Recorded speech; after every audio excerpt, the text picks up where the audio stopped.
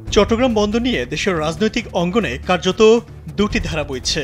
একটি অংশ মনে করে দেশের প্রধান ও সর্ববৃহৎ সমুদ্র বন্দরটি বিদেশিদের কাছে বিক্রি করে দেওয়া হচ্ছে।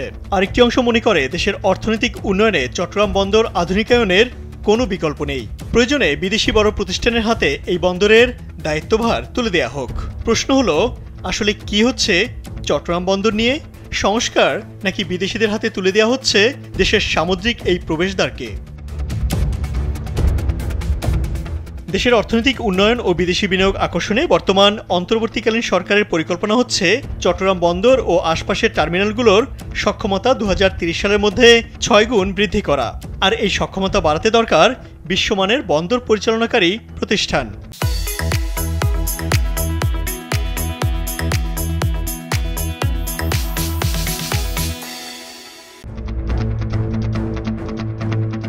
অন্তর্বর্তীকালীন সরকারও চাইছে চট্টগ্রাম বন্দরে সবকটি টার্মিনাল ইয়ার্ড পরিচালনা বিদেশি অপারেটরদের হাতে ছেড়ে দিতে, যা বর্তমান সরকারের নীতিগত সিদ্ধান্ত। আগস্ট সেপ্টেম্বর নাগাদ চট্টগ্রাম বন্দরের টার্মিনালগুলো বিদেশি কোম্পানির কাছে হস্তান্তরের প্রক্রিয়া বা ধাপগুলো চূড়ান্ত করতে চাইছে সরকার। এই লক্ষ্য রেখে খুব দ্রুততার সঙ্গে আনুষঙ্গিক প্রস্তুতি প্রক্রিয়া চলছে। আরব আমিরাতের দুবাই ভিত্তিক কোম্পানি ডিপি ওয়ার্ল্ড চট্টগ্রাম বন্দরের মূল অপারেটর হিসেবে বিবেচনার শীর্ষে রয়েছে।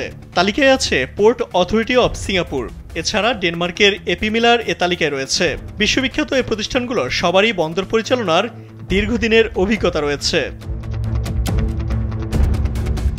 জানা যায়, চট্টগ্রাম বন্দর পরিচালনার দায়িত্ব বিদেশি প্রতিষ্ঠানের কাছে ছেড়ে দেওয়ার সিদ্ধান্ত অন্তর্বর্তীকালীন সরকারের নয়। বিগত শেখ হাসিনা সরকারের আমলে বন্দরের টার্মিনালগুলোর পরিচালনা বিদেশি কোম্পানির হাতে ছেড়ে দেওয়ার কার্যক্রম শুরু হয়। অন্তর্বর্তীকালীন সরকার সেই কাজটি এগিয়ে নিচ্ছে মাত্র। তখন বিষয়টি নিয়ে কোনো উচ্চবাচ্য না হলেও হঠাৎ করে চট্টগ্রাম বন্দর নিয়ে সরগরম দেশের রাজনীতির মাঠ। তবে চট্টগ্রাম বন্দর বিদেশিদের হাতে তুলে দেওয়া নিয়ে যত বিতর্ক হচ্ছে, তার মূল আলোচনায় চট্টগ্রামের নিউ মোরিং কন্টেইনার টার্মিনাল। এটি চট্টগ্রাম বন্দরের সবচেয়ে বড় টার্মিনাল, কিন্তু এটি সমগ্র পোর্ট নয়, বরং কয়েকটি টার্মিনালের মধ্যে এটি একটি মাত্র। প্রশ্ন হলো, চট্টগ্রামের নিউ মোরিং কন্টেইনার টার্মিনাল নিয়ে কেন সবার এত মাথা ব্যথা? এই নিউ মোরিং টার্মিনাল এতদিন কিভাবে চলেছে? একমাত্র এই টার্মিনালই রয়েছে বন্দরের নিজস্ব আধুনিক যন্ত্রপাতি, তবে তা পরিচালনা করছে দেশীয় অপারেটর। আর সেই অপারেটর হলো Saif Powertech. Saif Powertech limited শুরুতে চট্টগ্রাম বন্দরে ঢুকেছিল কন্টেইনার হ্যান্ডেলিংয়ে নিয়োজিত যন্ত্রপাতি মেরামতকারী প্রতিষ্ঠান হিসেবে। সেই প্রতিষ্ঠানে এখন বন্দরের সবচেয়ে ক্ষমতাধর প্রতিষ্ঠানে পরিণত হয়েছে।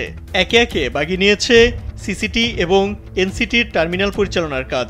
প্রতিষ্ঠানটিকে এখন অনেকে বন্দরের সুপার পাওয়ার হিসেবেও অভিহিত করে থাকে। আন্তর্জাতিক নিয়ম অনুযায়ী বন্দরের টার্মিনাল অপারেটররা নিজেদের যন্ত্রপাতি ব্যবস্থা করে কন্টেইনার হ্যান্ডেলিং করার কথা, কিন্তু চট্টগ্রাম বন্দরে এমন নিয়ম নেই। সেই সুবাদে বন্দরের যন্ত্রপাতি ব্যবহার করেই নিজেদের কর্তৃত্ব প্রতিষ্ঠা করেছে সাইফ পাওয়ারটেক। চট্টগ্রাম বন্দরে সবথেকে আয়বর্ধক টার্মিনাল হচ্ছে এই নিউ মোরিং টার্মিনাল। সংশ্লিষ্টরা মনে করেন, বন্দরে বিদেশি অপারেটর নিয়োগ দেওয়া হলে প্রতিযোগিতার মাধ্যমে সেবার মান ও দক্ষতা বাড়বে এবং বড় অঙ্কের আর্থিক লাভ হবে। যদিও বন্দরের শ্রমিক নেতা থেকে শুরু করে রাজনৈতিক অঙ্গনের অনেকেই চাচ্ছে না বন্দর পরিচালনায় কোনো বিদেশি প্রতিষ্ঠান আসুক।